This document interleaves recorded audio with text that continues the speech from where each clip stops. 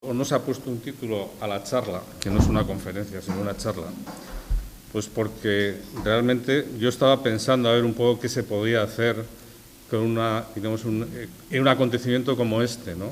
Centenario del nacimiento del único beato donostiarra que tenemos, ¿no? Y además mártir, de la Orden de San Juan de Dios. Además, de niño fue Tarsicio, de la adoración nocturna, ¿no? Es decir, algo que nos resulta muy entrañable, nacido ahí en la calle Elcano, ¿no? El número 8, el día pasado, el día 12, cuando era precisamente el día de que se cumplía el centenario, pues tuvimos un acto, digamos, poco multitudinario, ¿verdad?, pero muy entrañable, ¿eh? Digamos, un cuadro que ha pintado un hermano de la comunidad de aquí, de San Juan de Dios, ¿no? De Madrid, perdón. Y una vela, bueno, pero antes estuvo aquí. Y una vela, y entonces, bueno, pues el padre Adriano nos hizo una oración muy bonita, bueno, se leyó también una estampa con unos datos biográficos del beato, y luego tuvimos una Eucaristía en los jesuitas, ¿no? Ese fue, digamos, el día en el que se celebraba el centenario del nacimiento. Entonces el título, que es lo que venía a cuento, ¿no? Yo he puesto Julián Mártir, un beato para la nueva evangelización de Guipúzcoa.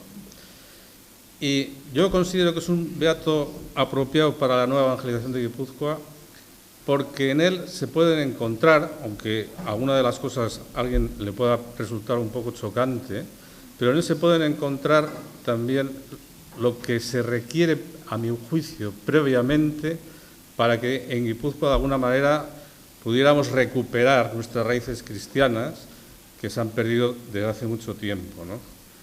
Y una de las dos cosas que se necesitan sería paz, por una parte, ¿verdad?, y por otra parte unidad eclesial, ¿eh? Entonces, yo creo que en el beato Julián, por las cosas que voy a decir, que yo no las voy a decir por mí mismo, sino que las escribió su hermano, que era jesuita, el padre Juan Plazaola, muy conocido por sus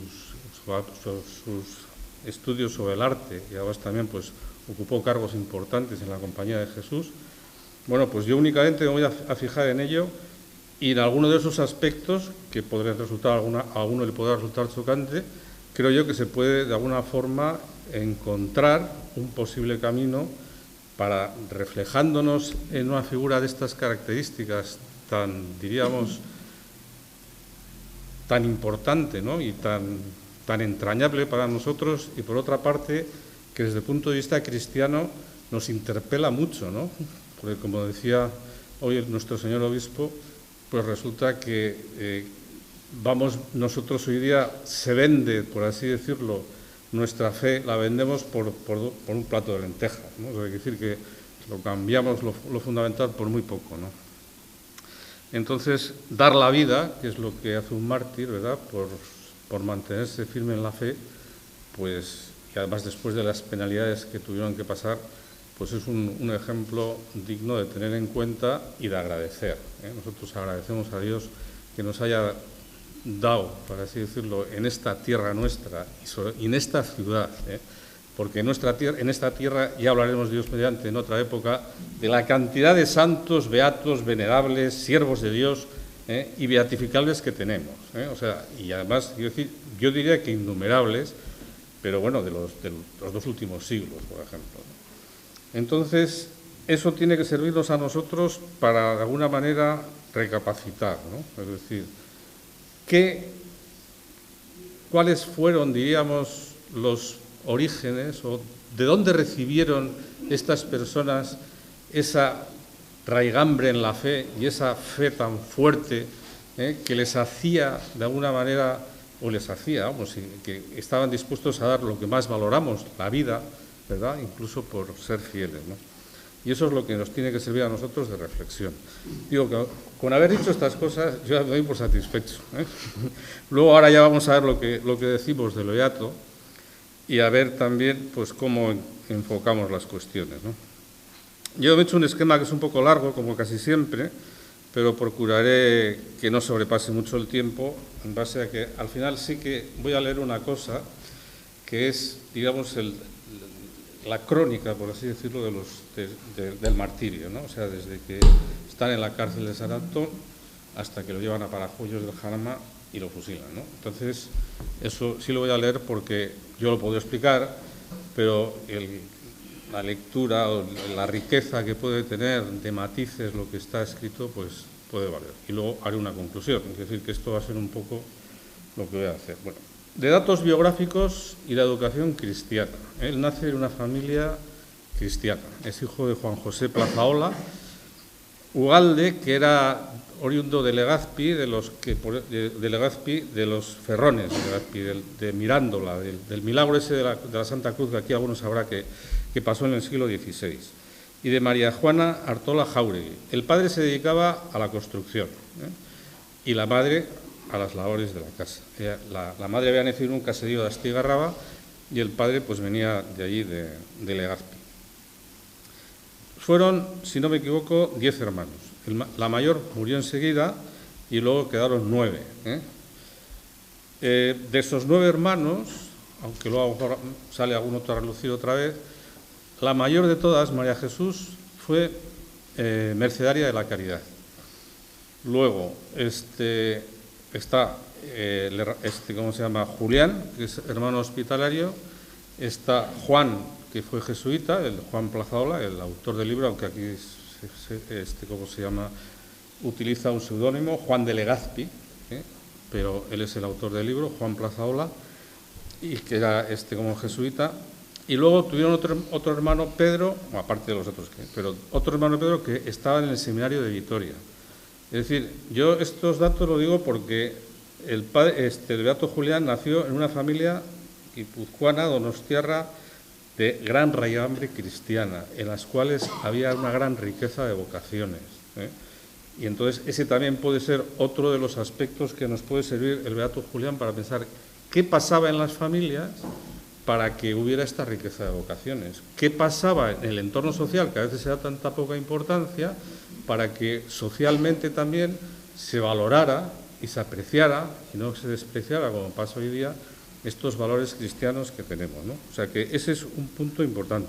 Y como la familia cristiana, bueno, dos cuestiones sobre la vida, sobre el aspecto cristiano de su familia. El primero, rezaban todos los días el rosario, ya es un punto a tener en cuenta. Algo de lo que hay que hacer, diríamos, por así decirlo, pues transmitir la importancia del rezo de los Santos Rosarios. Y además Juan, el autor del libro, dice, y rezaban, y si rezábamos, claro, no lo dice así, pero y se rezaba el rosario y la letanía laterana de rodillas. Y bueno, pues eso era uno de los aspectos. Y otra cosa que dice de su madre, que a mí me parece una información de gran riqueza, es que dice que su madre Juana parecía hacer visible la presencia de Dios ante sus hijos. Era una mujer tremendamente religiosa, pero a su vez también era una mujer entregada totalmente a sus labores en su casa, ¿no? Eso que hoy día también a veces se valora tan poco, ¿no?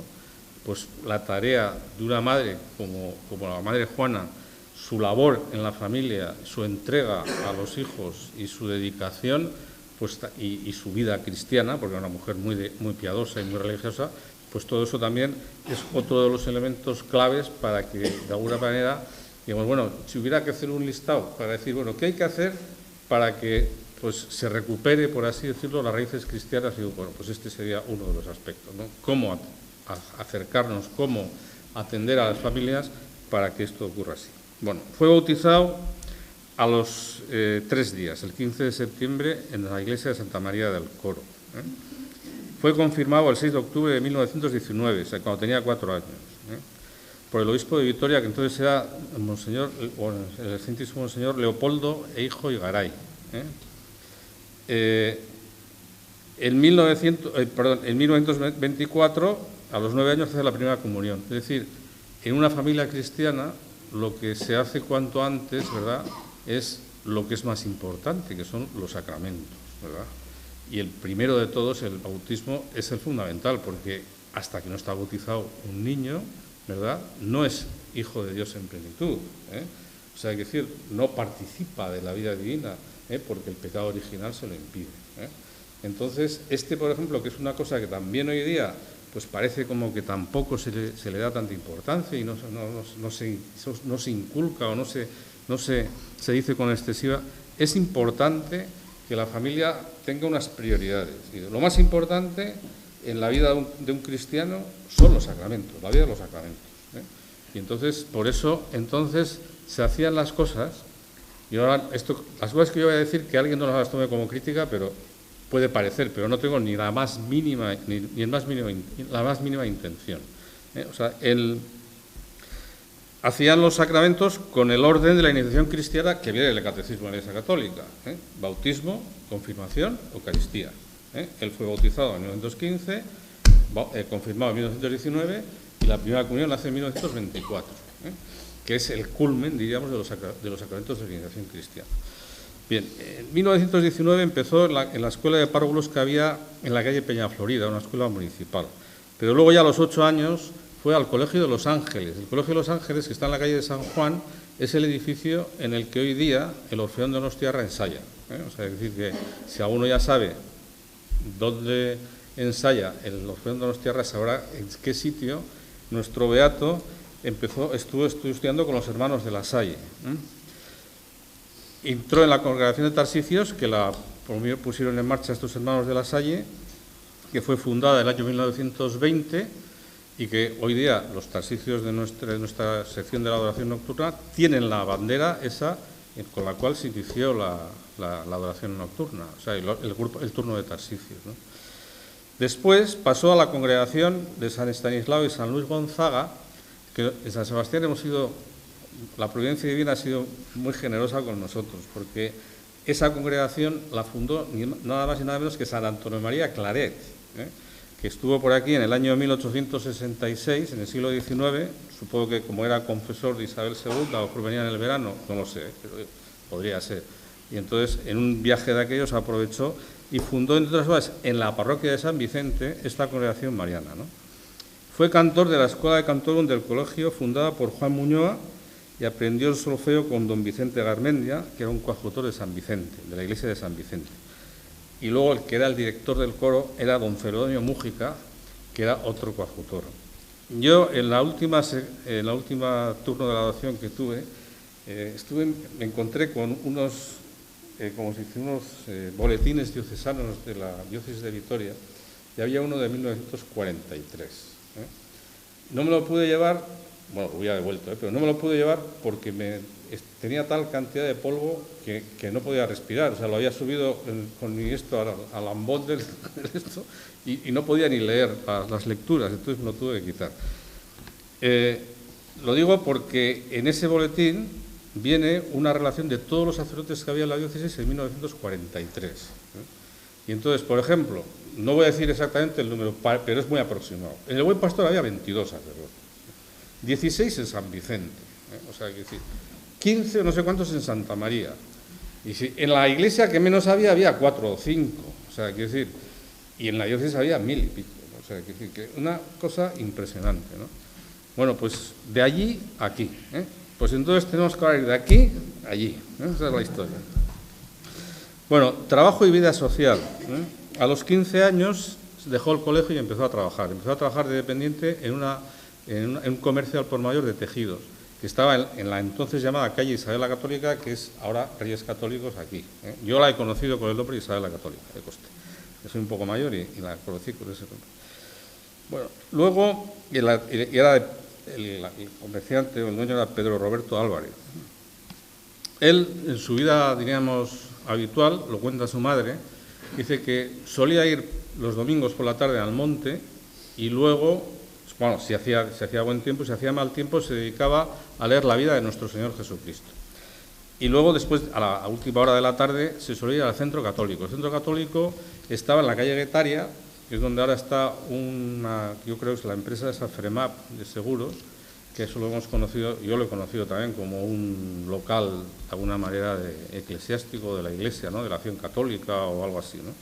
Bueno, pues ese centro lo compró también otro de los coadjutores de de San Vicente, el que era precisamente el director de las congregaciones marianas, para que los chicos de los congregantes pudieran de alguna manera tener un lugar de asueto, pero digamos de alguna manera con un ambiente bueno, ¿no? Bien, su afición era a ir al monte, suele ir con 4 o 5 amigos habitualmente, subía a los montes Hernio, Adarra, Jaizkibel, Peñas de Haya, y en una excursión a Guadalupe dice uno de sus amigos, en una carta que le escribe al hermano, al padre Juan, le dice que una de esas excursiones es cuando les comunicó que tenía la vocación o que se iba a ir hermano hospitalario de San Juan de Dios, ¿no? Bien. En cuanto a sus virtudes, su carácter o lo que sea, pues era servicial, humilde, solícito, paciente. Y su madre escribe: Julián era muy trabajador y dócil. Y luego cuenta que poco antes de irse a ingresar en la orden, se quemó los pies con aceite hirviendo y a pesar de los dolores tremendos que tuvo, no se quejó en absoluto. O sea, que era muy sacrificado, ¿eh? Cosa que luego veremos que efectivamente eso luego le sirvió para esto. Bueno, yo he hecho también un apartado sobre la situación cultural, social y política en los años 1931 y 1934. El ambiente familiar y algunos hechos históricos previos a la Guerra Civil. El beato Julián era muy amante de la tierra, ¿no? Amaba su lengua, amaba su cultura y sus costumbres.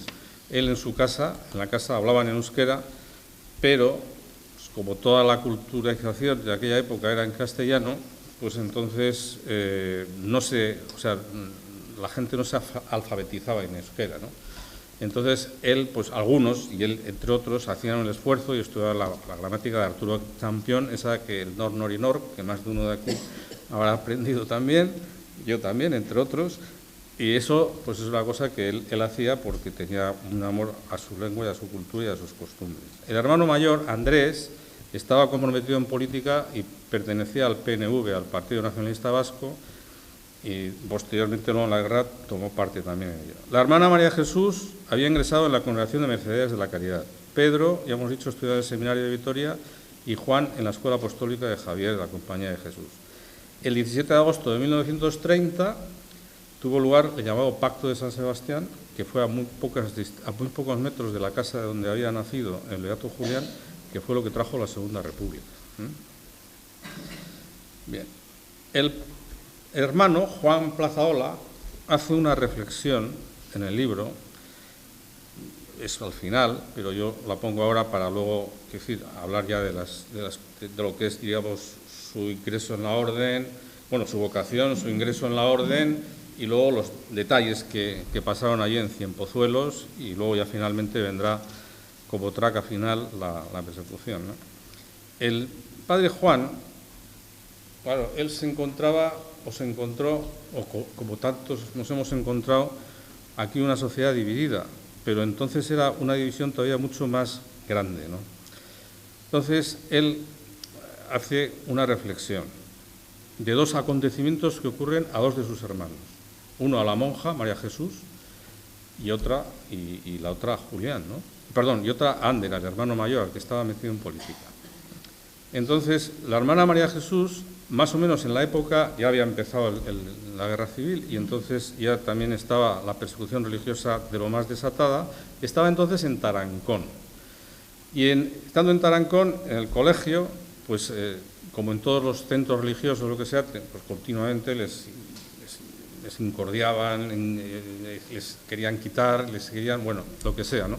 El caso es que por seguridad las monjas se fueron, pero ella y otra monja se quedaron pues un poco para cuidar el edificio y ver lo que pasaba, ¿no? Resulta que pues el día de la fiesta de la Virgen, que era el 9 de septiembre, pues festejaron estos, digamos, los revolucionarios, los milicianos o todo esto, hicieron una hoguera en el centro del pueblo y fueron poniendo todas las estatuas religiosas. Hicieron una hoguera. Y entonces les cogieron a las 2 y las querían, y la gente gritaba que las tiraran al fuego.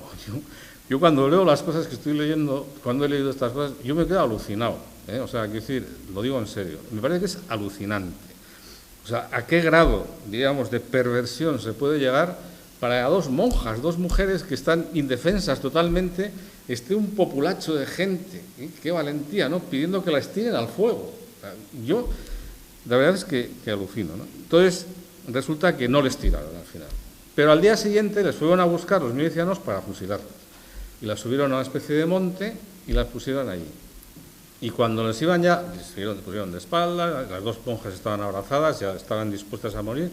Y entonces el que mandaba el pelotón de estos, les quitó de la cabeza que lo hicieran y quedaron libres. O sea, y no le pasó nada, ¿no? Y cuenta, eso por un lado. Y luego cuenta por otro lo que le pasó a su hermano Ander, que después de que incluso se había quedado manco, se volvió a incorporar al batallón Saseta, no sé qué, y estaba en la guerra, y entonces le cogieron un grupo de requetés. Y entonces resulta que los, digamos, 2 o 3 o los que fueran, no sé qué, dijeron, estos son importantes, hay que limpiarlos cuanto antes. Y el teniente que estaba con ellos, pues se opuso y le libró la vida. Entonces, él hace esta referencia. Yo voy a leer lo que dice él, ¿eh? Ante Dios y ante la historia, dice, no habrá distinción entre rojos y azules. Solo una diferencia, siempre en ambos lados, el heroísmo y el amor frente al odio y la infamia. Y como un faro en aquella interminable noche, el brillo y los destellos de los dos inmaculados amores, el amor a Dios y el amor a la madre. Porque dice que los dos, en el momento que ya les iban a matar, se acordaron. ¿Y qué va a decir mi madre? ¿No? O sea, que era como un último recuerdo que tenían ellos de ella, ¿no? Y luego la otra cosa que cuenta el padre Juan, dentro, diríamos, de estos acontecimientos, es algo que él, digamos, de alguna manera, no es un hecho histórico, sino que es algo que él anovela, no sé si se puede decir así, ¿no? Y es lo siguiente, dice, camino de Paracuellos, lo voy a leer porque no quiero añadir nada, ¿eh? Aquella fría mañana del 28 de noviembre, Julián ni siquiera podía imaginar que en su tierra un grupo de sacerdotes celosos y ejemplares, sin otro delito que el amar a su pueblo, eran fusilados por el odio demente de algunos. Ni oiría ya él, Julián, como oyeron sus hermanos a su piadosa madre, doña Juana, lamentarse entre sollozos, nos están matando a nuestros mejores chicos. Y entonces dice el padre Juan, si hubiera podido contemplar el futuro, si un rayo divino de profética visión se le hubiera concedido en aquel momento para ver a la Iglesia beatificando a los héroes salidos de sus propias filas, la hubiera visto también en un futuro más lejano que murieron defendiendo la justicia con el perdón en el corazón y en los labios, ¿no? Entonces, a mí, cuando esto lo escribe el padre Juan Plazola en el año 1992, entonces, digo yo, esta es una reflexión mía, ¿no? Todavía no se había producido el año 2000, en el cual el Papa San Juan Pablo II realizó una jornada de perdón el 12 de marzo, que se denominó Purificación de la Memoria, dentro del jubileo, en la cual, en ese acto, se pidió perdón, entre otras cosas, por las culpas cometidas con comportamientos contra el amor, la paz, los derechos de los pueblos, el respeto de las culturas y de las religiones. Y después sabéis también, porque eso ha sido este año, que siguiendo las huellas de Juan Pablo II, el Papa Francisco en su viaje a Sudamérica, pues también ha pedido perdón por los crímenes realizados durante la conquista de América, ¿no?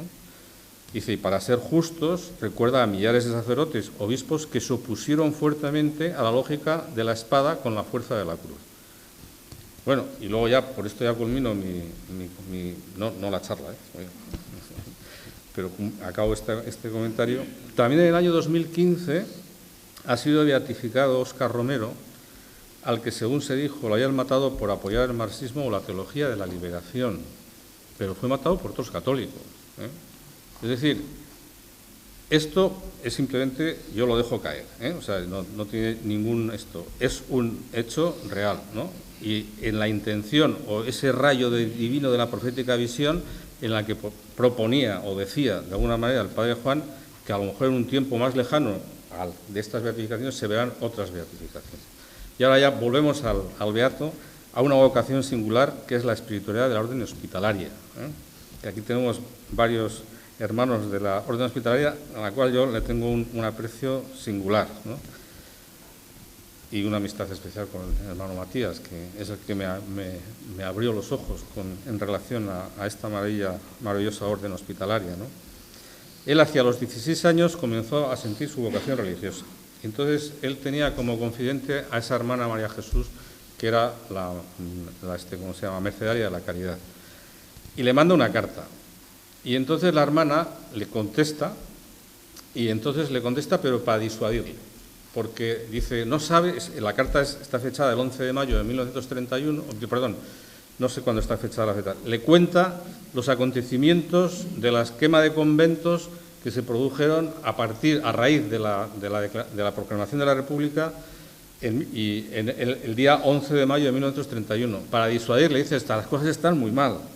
Y entonces dice, esta Sor María Teresa, que era esta María Jesús, que antes se cambiaban los nombres, como sabéis, cuando entraban en la orden religiosa, que suele ser un lío, pero luego crees que tienes más hermanos de los que tienen en realidad, ¿no? Pero dice que recibió una carta fervorosísima, dice, las persecuciones a los religiosos le aumentaban los deseos de serlo. Y decía que pidiese, le decía a la hermana, que pidiese para que pudiese realizarlo, ¿eh? Y luego a continuación le dice a ella, y estoy pidiendo yo para que a ti te lleven a unos lugares donde haya más persecución todavía, pero que Dios te dé la gracia para que puedas sostenerte en la fe, ¿eh? Bueno, luego, en su periodo para reflexión sobre su vocación, fue al monasterio psiquiátrico de Santa Águeda, en Mondragón, donde quiso conocer el carisma de la vocación. Y ahí el que estaba de superior de la comunidad y director del sanatorio fue el padre Bonifacio Murillo, que estuvo de prior de ese seminario de 1931 a 1934, y que fue luego el que era provincial en Madrid, en Cienpozuelos, bueno, era el provincial de la provincia de Andalucía. Bueno, si digo algo mal me corregís, pero por aquellos años se había dividido la orden en dos provincias, Castilla y Andalucía. Eran tres. Ya me imaginaba que iba a fallar, pero yo sabía, dos sabía seguro que había. Castilla y Andalucía, desde luego. ¿La tercera? Cataluña. Bien. Bueno, y Cataluña. Entonces, a Bonifacio Murillo le hicieron, en 1934 le hicieron provincial, cuando se organizó se hizo la división provincial de Andalucía, y habitaba o vivía en Cienpozuelos. Y el beato Julián, pues para tomar una decisión, diríamos, de algún tipo ya generosa del todo, pues decide irse a la Andalucía, ¿no? Y entonces ahí le recibió precisamente, entre otros, el Bonifacio Murillo, que le había atendido precisamente en Mondragón. Quería deciros dos palabras, yo no sé cómo hago de tiempo, pero quería deciros dos palabras sobre San Juan de Dios y su relación con Guipúzcoa, ¿eh? Porque son cosas que a veces no son conocidas, y San Juan de Dios, que en su juventud y en su infancia no se parecía en nada al beato Julián, porque era pues bastante travieso, por decirlo algo, entre comillas, ¿no? De una vida no muy ordenada. Nació en Portugal, parece ser, Juan Portugal, luego estuvo en Ceuta y trabajó en la construcción. El caso es que se alistó en la tropa de Carlos I, el Carlos I de España y V de Alemania, y vino aquí, cuando Francisco I hace el sitio a Fuenterrabía, pues viene Juan de Dios viene con las tropas, ¿no? Y ahí le ocurrió un acontecimiento, y es que cogió una mula que era francesa y se le desbocó. Y se escapaba la mula, y en esto se frenó en seco, cayó y se pegó un golpe contra una piedra que parece ser que está fijada ahí en Gruche, que esa ya la he visto yo, y quedó sin sentido. Y entonces recuperó el sentido y le salió una oración, ¿verdad?, diciendo, por aquí: Madre de Dios, sed mi ayuda y favor, y rogad a vuestro santo Hijo me libre de este peligro en que estoy y no permita que sea preso de mis enemigos, ¿eh? Eso es lo que le pide. Todavía no se ha convertido, pero eso es lo que pasa. Entonces digo que la gente no suele saber, pero en la parroquia de Fuenterrabía, en Nuestra Señora del Manzano, hay una vidriera preciosa en la que aparece este acontecimiento de San Juan de Dios.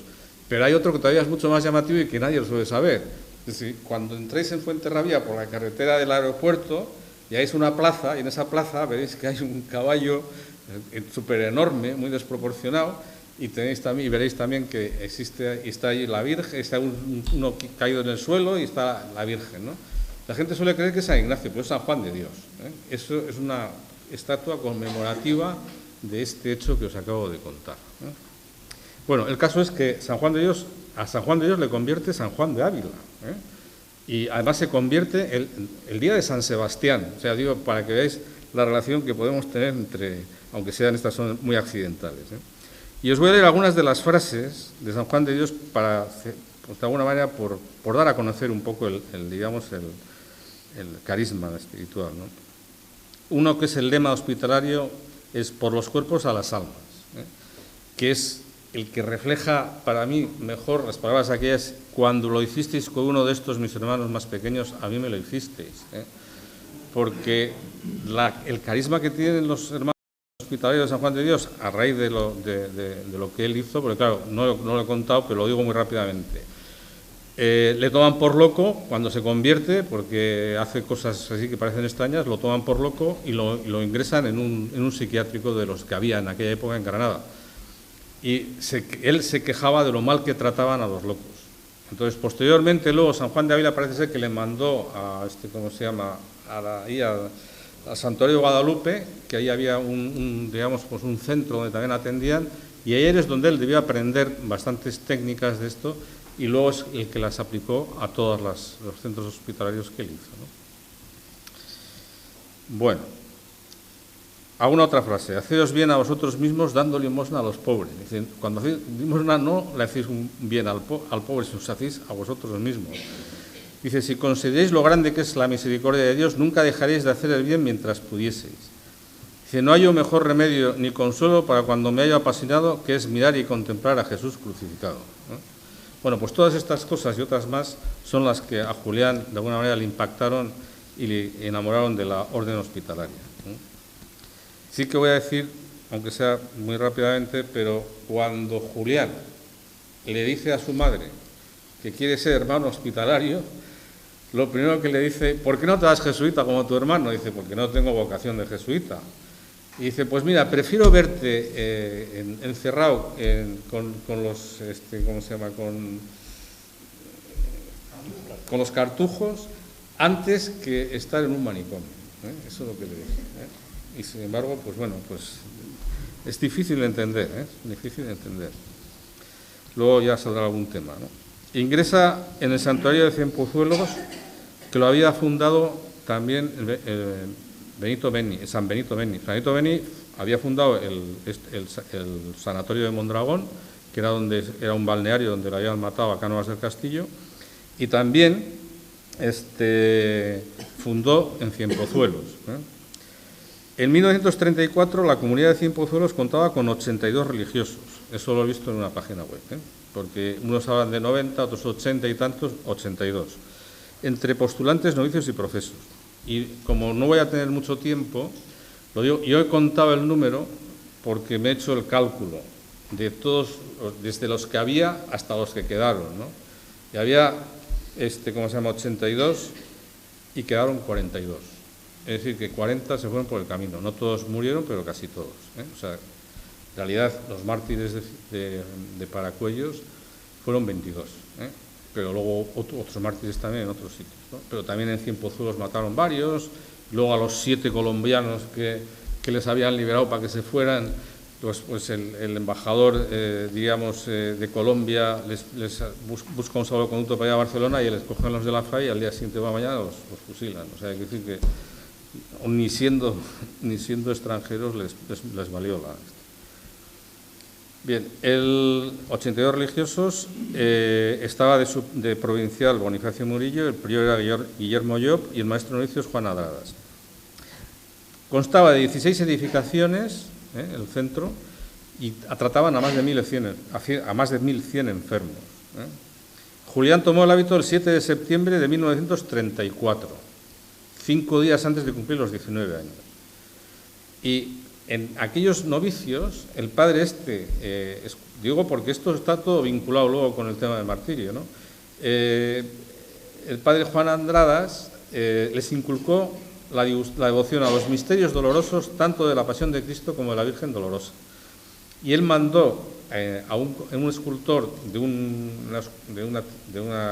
esto que había en Madrid, que se llamaba Granada, que estaba en Madrid, le mandó esculpir un Cristo, un crucifijo, que los puso ahí donde iban a celebrar el sacramento de la penitencia, y una dolorosa, que les hizo ser muy devotos. Y hay por algún sitio hay una constancia de que el beato Julián era muy devoto de la Virgen de los Dolores. Luego, las tareas que desempeña, bueno, él hace el 8 de septiembre de 1975 la profesión de votos temporales. Le destinan primero al pabellón del Niño Jesús, que eran adolescentes, 450 adolescentes, ¿verdad? Y luego al de San Juan de Dios, en el cual estaban, digamos, los que estaban para morir, ¿no? Y los que eran más, tenían todavía menos posibilidades, o sea, no se podían hacer nada, ¿no? Tenían que hacer todo. Lo que ahora llaman profundos, que en la época les llamaban los sucios, ¿no? O sea que, pero ahora los llaman profundos, ¿no? Cambiamos, con las sensibilidades cambian los nombres que se dan a las cosas, ¿no? Bien, entonces, de aquello hay dos testimonios, pero voy a fijar solo en uno. El fray Antonio González dice: da testimonio del amor de Julián por los enfermos. La caridad de fray Julián era benigna, solícita, paciente, dulce y abnegada. Acudía a todas las necesidades de los enfermos con ternura de madre. No había obstáculo y dificultad para él cuando se trataba de hacer el bien a los enfermos, y lo hacía con la mayor dulzura y amabilidad. Muy rápidamente digo, dos cartas, las dos últimas cartas. Una escribe a la familia y la otra escribe a su hermana María Jesús. Sor María Teresa.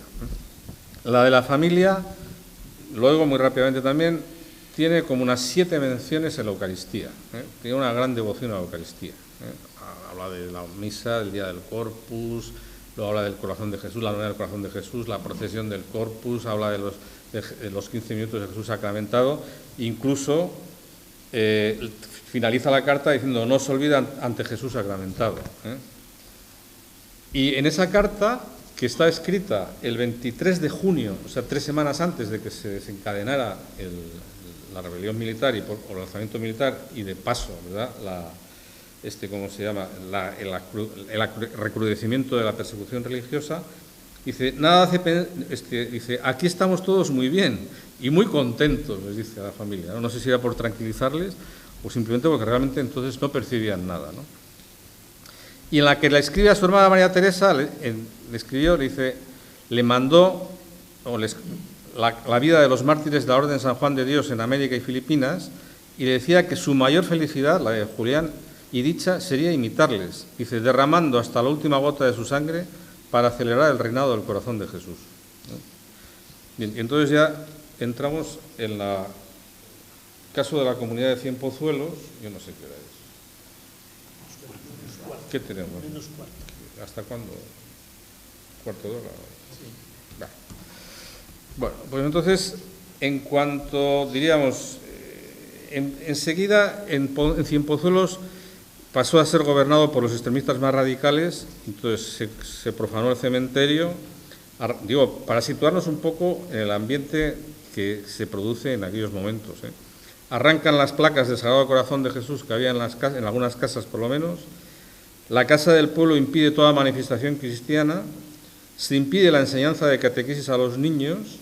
Menudean los matrimonios civiles y se expulsa a los maestros de las escuelas cristianas. O sea, hay que decir que esta es la situación, diríamos, social, ¿no?, con un gran desorden, como se podéis imaginar. Y entonces, el 18 de julio, cuando se produce el alzamiento, resulta que de Madrid hacen mandar a todas las fuerzas de seguridad, la Guardia Civil y no sé qué, y entonces pues se queda el pueblo como, el ayuntamiento como responsable de la seguridad del pueblo, ¿no? Y entonces, en realidad, Cienpozuelos quedó, como muchos pueblos y muchas localidades, a merced de revolucionarios extremistas, ¿no? Entonces, cuando comenzaron los registros, y enseguida ponían cárceles, ¿no? El Teatro del Pueblo fue la prisión provincial. En aquellos desmanes pues, hubo algunas personas que fueron asesinadas, entre ellos 3 sacerdotes y un seminarista, ¿no? Y empezaban a vigilar el sanatorio, ¿no? Entonces, en principio, los hermanos iban con el hábito religioso, Y el día 25 de julio llegó una expedición de enfermos, entraron violentamente en el sanatorio los que les acompañaban, y se dio cuenta el prior que aquella situación era delicada o peligrosa, y entonces a partir de ese momento les dijo que vistieran de paisano. Y el padre Job, el prior, les llamó uno a uno. Esto también es un dato para mí muy interesante o muy valioso, ¿verdad? y les ofreció a los religiosos uno a uno, o sea, no los llevaba en grupo, sino de uno en uno, la posibilidad de que se marcharan, incluso les daba una cantidad de dinero. Pues no se marchó ninguno. Luego el padre Juan Jesús Adradas, que era el maestro de novicios, escribió a las familias de los novicios y neoprofesos menores de edad para que se hicieran cargo de ellos. Y salieron un neoprofeso, 2 novicios y 2 postulantes. Y también otros 2 por razón del servicio militar. Esto son los que de alguna manera se fueron. Hay que decir que el beato Julián era menor de edad, porque entonces la mayoría de veces a los 21 años y todavía no los había cumplido. Pues estamos hablando del 36, había nacido en 1915, pero en septiembre, estamos hablando de julio. O sea, todavía tenía 20 años y podía haberse de alguna manera acogido a que le hubieran mandado a su casa, y él se quiso quedar. Ya vemos que tenía también pues una vocación, ¿no?, especial, establecida por Dios, una gracia especial del martirio. Luego, el 31 de julio fue requisado y registrado el sanatorio. A partir de ese momento les quitan todas las imágenes, les cierran la iglesia, y entonces ya a partir de ese momento ya empiezan a celebrar las Eucaristías, pero de forma clandestina, en la capilla de la enfermería, ¿no? El 1 de agosto el prior ordenó al hermano Gaudencio que fuera a Madrid a pagar unas facturas y lo cogieron por el camino y lo mataron. Es el primer mártir de la comunidad de Cienpozuelo. Y luego, como pasaba que alguno, más de uno de los que están aquí, supongo que ya habrá leído cosas de aquella época, ¿no?, enseguida acusaban de que habían armas y entonces pues era el pretexto para hacer constantes entradas y registros y saqueos, ¿no? Bien. La detención fue el 7 de agosto de 1936, que era el primer viernes de mes. Esa fue la jornada del prendimiento. El provincial celebró clandestinamente la Santa Misa en la capilla de la enfermería y luego el prior les dijo que había llegado la hora de sufrir persecución. Les pidió que se dieran el último abrazo y que él pensaba que les iban a separar. Luego pues no pasó así. Luego pasó lo de los 7 colombianos que os he citado. Y entonces ese 7 de agosto a las 7 de la tarde es cuando les detienen los milicianos, ¿no? Bien. Les detienen allí, voy a hacer una cosa lo más rápida posible, les detienen, para eso les llevan a la portería, les hacen quitarse la ropa exterior, les quitan todos los objetos, sobre todo todos los elementos religiosos, los rosarios, los crucifijos, lo que sea, y todo lo tiraron al suelo, y los hicieron pasar a la sala de visitas. Y ahí los tuvieron 24 horas, ¿no?, hasta que al día siguiente, a la tarde, llegó un autobús, un autobús, los cogieron y los llevaron a Madrid. Y cuando pasaron por Getafe, pasaron por el Cerro de los Ángeles, y tuvieron ocasión de ver el Sagrado Corazón de Jesús como lo habían dinamitado, ¿no? Ten en cuenta que la orden hospitalaria tenía San Benito Meni tenía una devoción especial al Corazón de Jesús, y la orden hospitalaria siempre ha tenido una vinculación muy especial, hasta el hecho de que San Benito Meni fundó las que llaman las Hermanas Hospitalarias del Sagrado Corazón de Jesús. Bien. Les llevan a la Dirección General de Seguridad, otro cacheo, otro tinglado de eso, luego los llevan ¿cómo se llama? Y luego ya al día siguiente los llevan a la cárcel de San Antón, que era el Colegio de los Escolapios. Y es que allí ya están pues desde el 9 o el 10 de agosto hasta el 28 de noviembre, que es cuando se produce el martirio, ¿no?, cuando le matan a él y a otros también, ¿no? Entonces, en este periodo de tiempo, lo que no hay es constancia de que pudieran celebrar la misa o pudieran recibir la Eucaristía, que claro, para las personas que están en una situación de persecución de este tipo, pues es un consuelo muy grande, ¿no? O sea, que como también las personas, por ejemplo, que están enfermas, están muy enfermas, la Eucaristía da una fortaleza que no nos podemos ni imaginar, ¿no? Entonces, bueno, pues es una especial dificultad que pudieron tener, no lo sabemos, pero que pudieron tener, ¿no? Bueno, yo voy a leeros el final, que yo creo que es lo que... El 28 de noviembre, ¿no? No había empezado a alborear cuando todos fueron sobresaltados por el alboroto de voces. aparecen numerosos milicianos armados de fusiles y pistolas. Bueno, os imagináis que la vida en esa cárcel pues era muy mal comidos, durmiendo en el suelo, les pusieron luego unos colchones que dormían 3 en cada colchón, de manera que descansaba medio cuerpo, como dice el padre Juan, como se ve, algunos al principio dormían hasta sentados en los pupitres, algún pupitre que tenían de las aulas, ¿no? Pero unas condiciones malísimas, ¿no? Y además a ellos lo que les pasó es que al día siguiente de que les llevaran a la cárcel, cuando salieron al patio, es cuando se dieron cuenta de la magnitud del acontecimiento, porque ellos eran 54, que no lo he dicho, eran 54. Los metieron en un aula, los 54. Pero después de que al día siguiente desayunaron, bueno, un café con leche y un mendrugo de pan, los sacaron al patio. Y entonces cuando vieron la cantidad de gente que había allí, había militares, había profesores, había de todo tipo, ¿no? O sea, gente y sobre todo muchos religiosos. De hecho, a toda la comunidad de San Lorenzo del Escorial los hicieron mártires, los martirizaron a todos, a toda la comunidad, O sea, que no se libró ninguno. De aquí se libraron 22, perdón, 22 fueron mártires y se libraron unos 30, o sí, más o menos, 30. Bueno. Aparecen numerosos milicianos el día 28 de noviembre, armados de fusiles y pistolas. Se encienden las luces, se manda a incorporarse a los presos en sus camastros y una potente voz grita: «Atención, oído a la lista», una lista de nombres a los que van respondiendo «presente». La misma voz añade: «Los nombrados cojan sus cosas y bajen a la portería». Bueno, he de decir que estos testimonios, lo que estoy yo leyendo ahora, tienen todos los visos de veracidad. A mí me suele gustar tener cierta garantía o garantías de las cosas. No me gusta que esto no es novela, porque es que sobrevivieron bastantes. Y entre ellos sobrevivió el provincial, el Bonifacio Murillo. O sea, hay que decir que estas cosas que se han transcrito posteriormente están hechas por testigos presenciales. O sea, no porque a uno le han contado o le dijeron, o alguien que se lo ha imaginado cómo podía ser. No, son testigos presenciales. Y que además lo que han relatado, porque esto será de la posición, tiene que ser, o sea, decir, está hecho bajo juramento, o sea, hay que decir que tiene un valor especial. Los nombrados cojan sus cosas y bajen a la portería. Había nombrado 5 hermanos hospitalarios. Julián abraza al hermano Pedro María Alcalde, 58 años, y se le hace un nudo en la garganta de escucharle. Dios sobre todo, él sea bendito. Abraza también al hermano oblato Eduardo Bautista, vocación tardía, y a los otros 3 novicios, Pedro Alcántara Bernalte, Juan Alcalde e Isidoro Martínez, este último de 18 años. La voz animosa de estos jóvenes se alza: «Viva Cristo Rey». A las 7 de la mañana, mientras nos aseábamos, ya algo entrado el día, vimos por una ventana y a través del patio que iban saliendo en dirección a la calle. A ellos no los veíamos, por eso fijaos si es un testimonio veraz, ¿no? Sino que sus sombras se reflejaban en unas ventanas de cristal.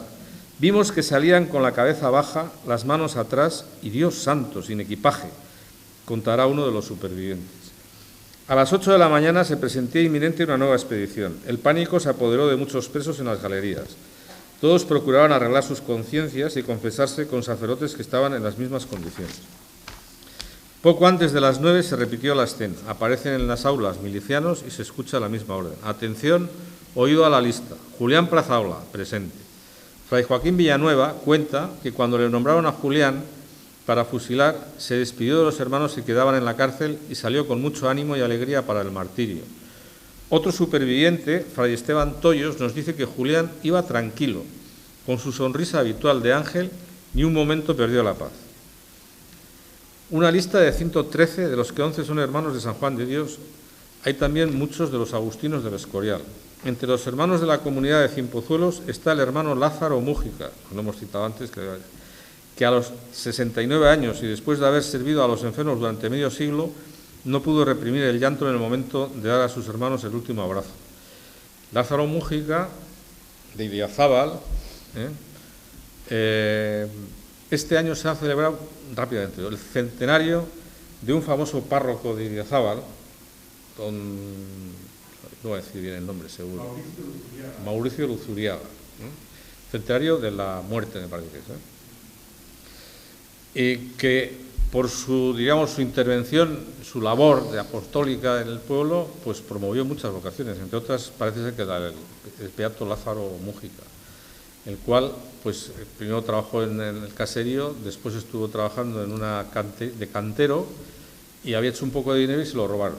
Y se pegó un disgusto tan grande y parece ser, por la otra versión que tengo por otro camino, que el párroco pues en aquella situación de malestar y mala angustia le debió hablar un poco del tema y se animó. Y llevó un montón de años, pues que creo que entró a los 19 y murió a los 69, pues tuvo como 50 años, casi 50 años en la orden, ¿no?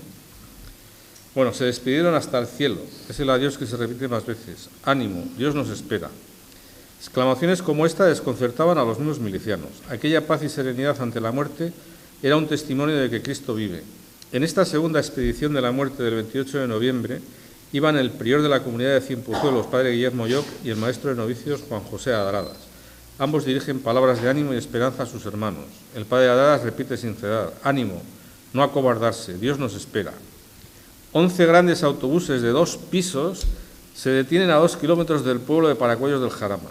Hay de todo, militares, profesionales, religiosos. Desciende Julián, a quien odiaron a muerte por lo que representaba. Julián daba testimonio de Jesús. Alguien exclamó en aquellos instantes: nos matáis por ser religiosos, os perdonamos de corazón.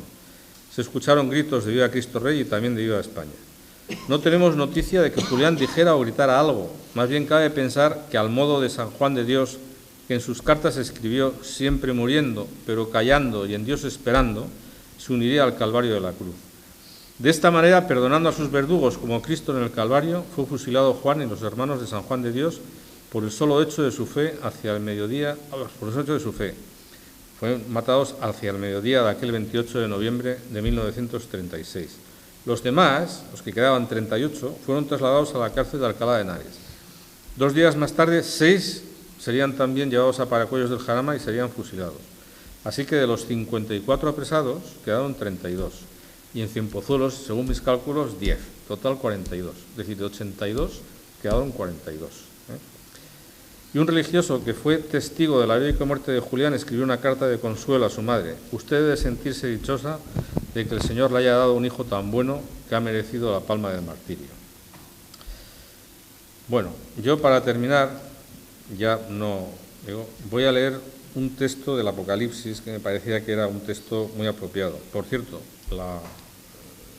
en la liturgia de hoy no podía ser más apropiada.